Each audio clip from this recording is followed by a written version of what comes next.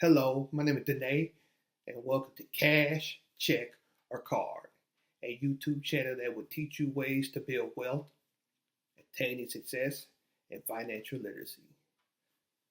Please like the page and subscribe below, as that is how we're able to reach and help more individuals like yourself.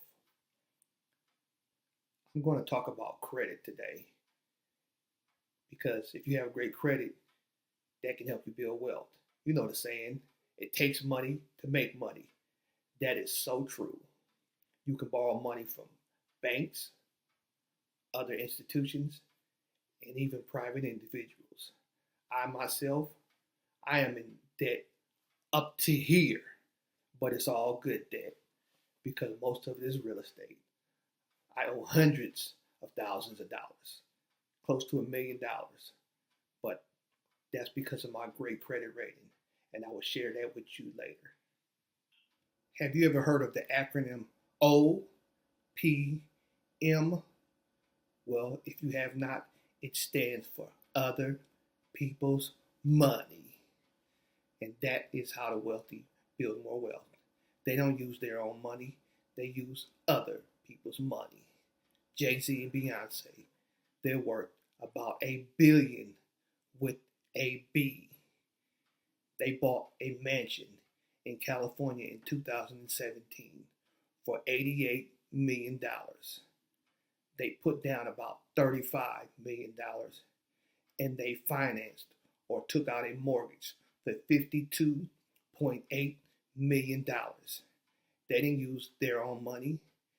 They leveraged their money by borrowing from the bank.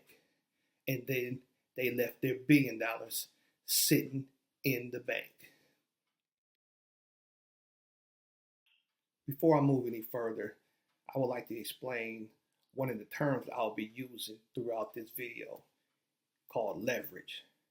Leverage, in layman terms, is simply buying an asset or product without having to put down the full dollar amount. You're only putting down a small percentage of that asset or product, but you have full usage of it.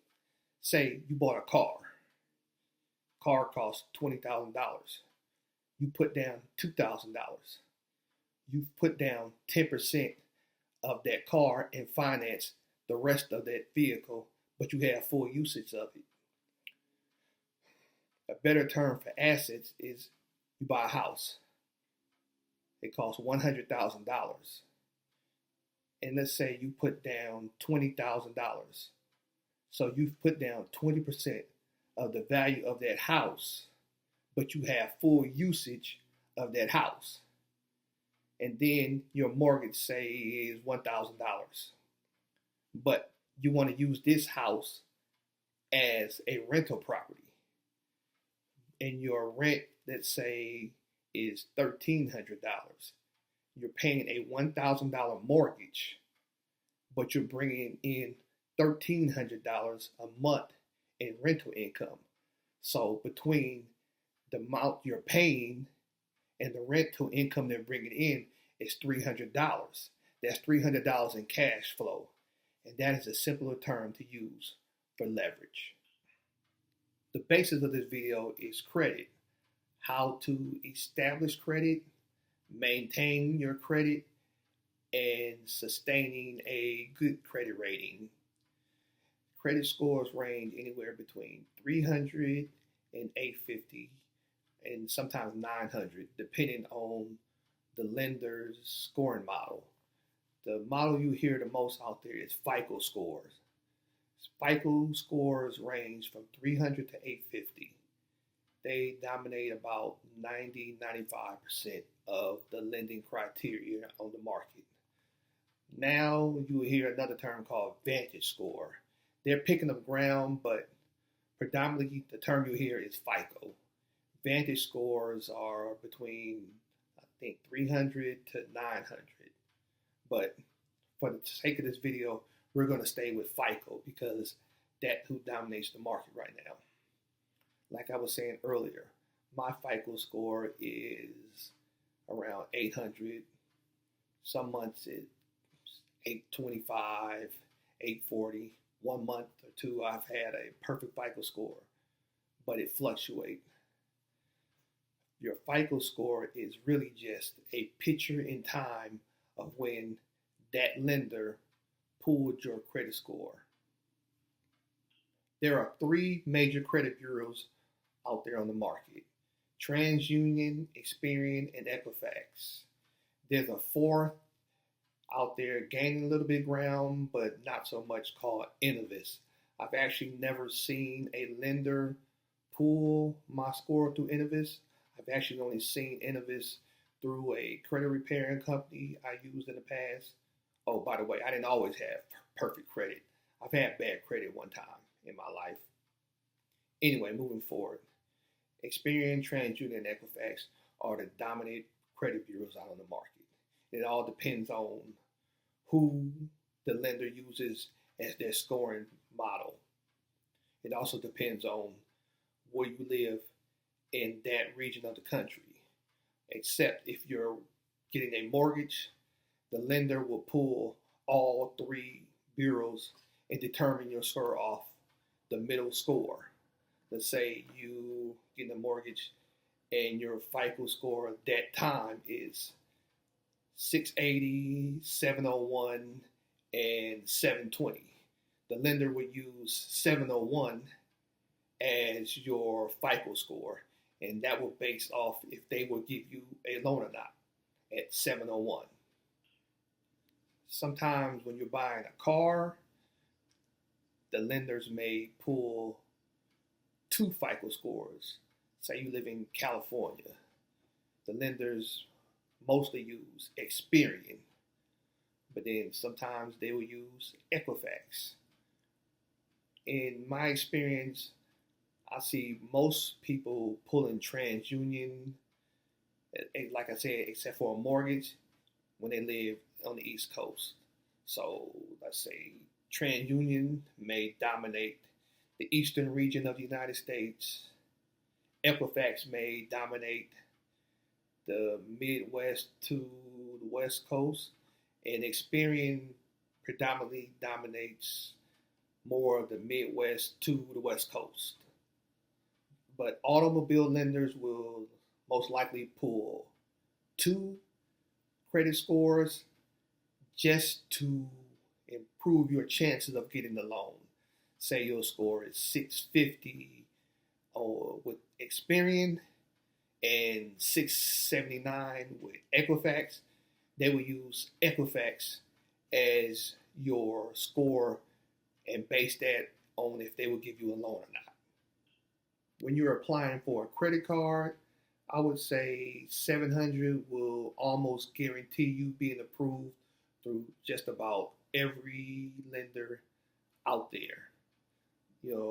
There's maybe one reason or another they may deny you, but 700 is the basis for being just about guaranteed through any lender. Sometimes 675, it also depends. As far as those rewards cards, for the sake of this video, let's use 700 as the basis for being great with lenders. Of course, if you have a higher score, closer to 800 or above, they will give you a higher credit limit because it's all based on trust. The higher your score, the more the lenders will trust you, the more money they will lend you. So how do you improve your credit or maintain an excellent or perfect credit rating? There's a term out there called your credit utilization rate. Let's say you have a $1,000 credit card limit and you're using 600 of that 1,000. You're carrying a balance of 60%. So your score will drop because you're using more than half of your available credit. They say that you should only be carrying a balance of 30% of your available credit. I'm going to X that out altogether and contradict it completely. You should only be carrying 10% if you want to start working towards perfect credit. It actually takes time. You're not going to get an 800 FICO score with a brand new credit card with a $1,000 limit. To get in the 800 range, it takes time. There are shortcuts, might I add. Let's say you can borrow someone's credit as an authorized user. Say your mom or dad, brother, sister, or what have you, has a $10,000 credit card that they barely use. So their credit utilization would be 10,000. They put you on their card as an authorized user, and they've been having this card for several years. The credit bureaus will report that new card or older card on your credit report. So it looks like you have $10,000. It doesn't just say you have or you're an authorized user. It just says you have $10,000 in available credit for X amount of years. Your score will jump up tremendously as long as that balance is maintained at that 30% or lower. And if you're, for the sake of being in the 800 range, let's say under $1,000 credit usage. So what do you do when you have bad credit or a low credit score? You may have been in over your head and fell behind on some credit card, car note, mortgage payments, or what have you. First thing you need to do is start making those payments before they're charged off. Work out a payment plan with the lender, borrow money, or do whatever you can to keep it from being charged off. Once it's charged off, it's going to send you a credit for 7 years, unless you can get it removed through a credit repair company. But it's not going to happen if you was just charged off last month. It takes time to build good credit. So once you have bad credit, the more recent the bad credit is on your credit report, the more difficult it is to have it removed by a credit repair company. So you need to start making your payments. Call your mom, dad, brother, sister, whoever has good credit, ask to be used as an authorized user to be put on your credit. It will be reported by the credit bureaus. Sometimes the credit bureaus will say authorized user. Lenders, they pay attention to it, but they're mainly looking at your score. Your score will go up. It may not go up to 750, 800, but it's going to go up maybe 20, 30, 40 points, depending on the situation and how recent the bad credit is being reported on your credit report. The longer it is in the past, the less effect it will have on your credit score today. So what do you do when you want to get in that 800 scoring range? Well, one important thing is time. Establishing credit as a brand new card holder without having anything else on your credit report is not going to put you in that 750 and above scoring ratio. It takes time.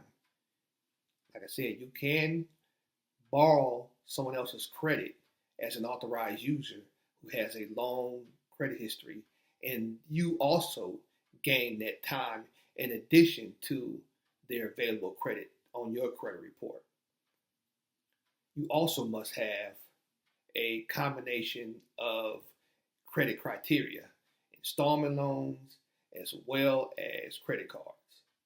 Installment loans would be mortgage, car loan, personal loans, etc.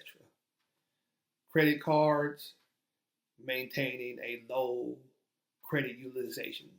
Like I said, if you have $10,000 on your credit report as your available credit, then you want to be below that $1,000 range of usage to be in that 800 range. 750 and above is the same as 850 as far as lenders are concerned.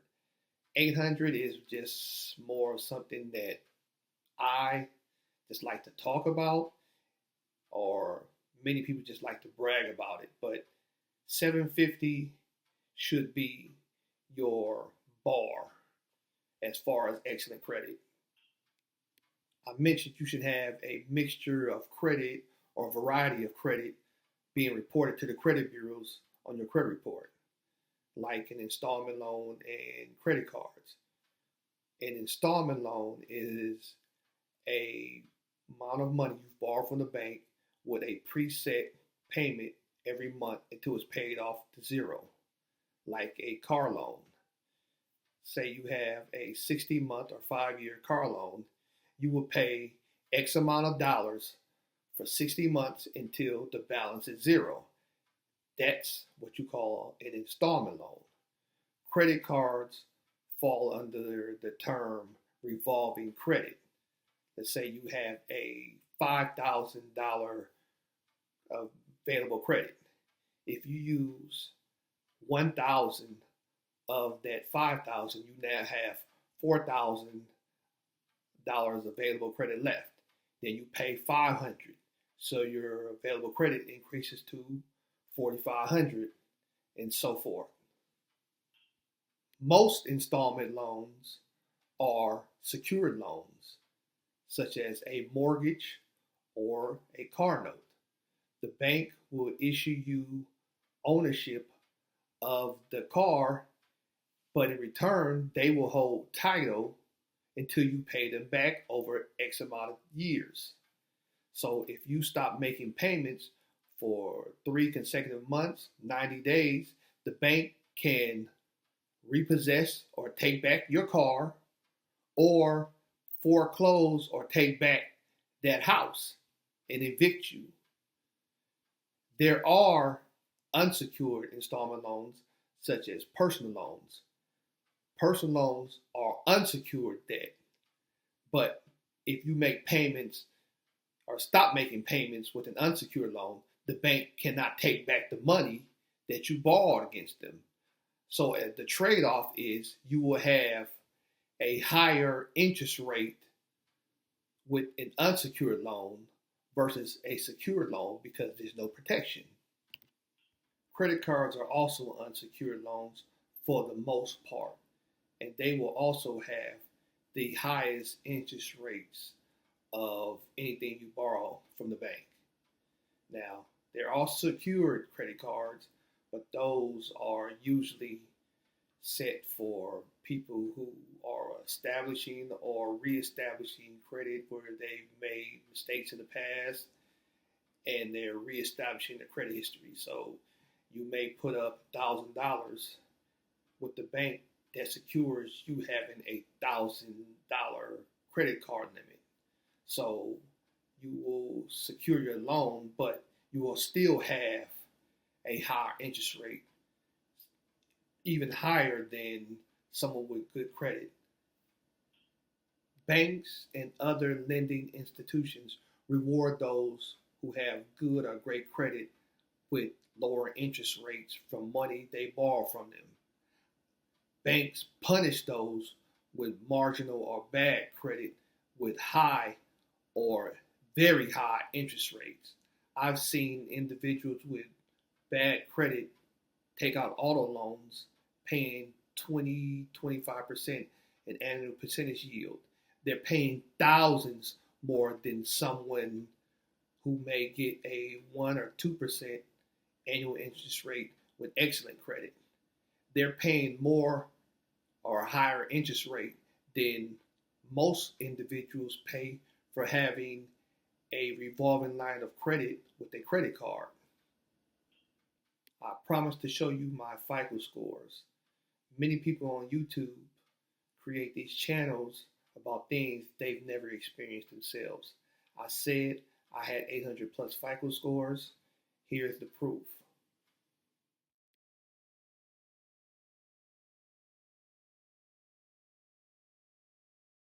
see one is 795 Experian, 795 800. I'm still going to get a great interest rate. If I take out a credit card, I'm going to get a high credit limit.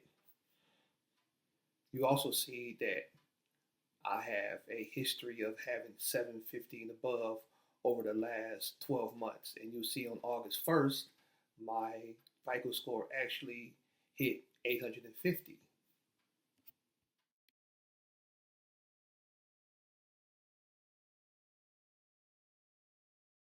I would like to say thank you for watching this video. Please subscribe below. Leave me your comments. Give me a like. If you don't like the page, I hope to do better next time and simply log off. No, I'm just kidding. Any comments or feedback helps improve my videos for the next one. Until then, see you in the virtual world. Goodbye.